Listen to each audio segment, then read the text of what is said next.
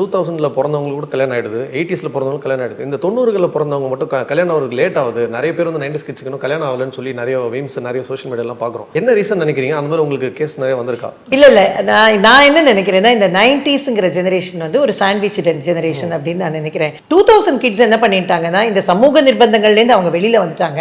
ஆனா நம்ம வாழ்க்கை நம்ம கையில நம்ம வந்து பாத்துக்கணும், இல்லைன்னா இவங்கள மாதிரி நம்ம கஷ்டப்பட்டுருவோம் அப்படிங்கிற மாதிரியான நிலைக்கு 2000 கிட்ஸ் வந்து ரியலைஸ் ஆயிட்டாங்க. நடுவுல இருந்த ஜெனரேஷன் தான் 90s. அவங்களுக்கு வந்து என்ன ஆச்சு அப்படின்னாக்க, இந்த இதுல இருந்து வெளியில வந்துட்டாங்க. இந்த சமூக நிர்பந்தங்கள் அதுல இருந்து எல்லாம் வெளியில வந்துட்டாங்க. நம்ம லைஃபை நம்ம தான் பாத்துக்கணும், நமக்கு பிடிச்சதை தான் நம்ம பண்ணணும்னு. ஆனா ஒரே ஒரு இது என்னாச்சுன்னா, அவங்களால தனக்கு பிடிச்சதை பண்ணவும் முடியல, சமூகத்துக்கு பயந்துட்டு பண்ணிக்கவும் முடியல. இதுக்கு நடுவில் அவங்க கொஞ்சம் கஷ்டப்படுறது அப்படிங்கிறது உண்மைதான். ஆனா அதுல இருந்து இப்படி அது வந்து சேயிங்ஸா இருக்கு, கொஞ்சம் கொஞ்சம் வெளியில வந்தாச்சு. இனி சம்மர் ஹாலிடேஸ் கண்ணு கால் GT ஹாலிடேஸ்க்கு பண்ணு.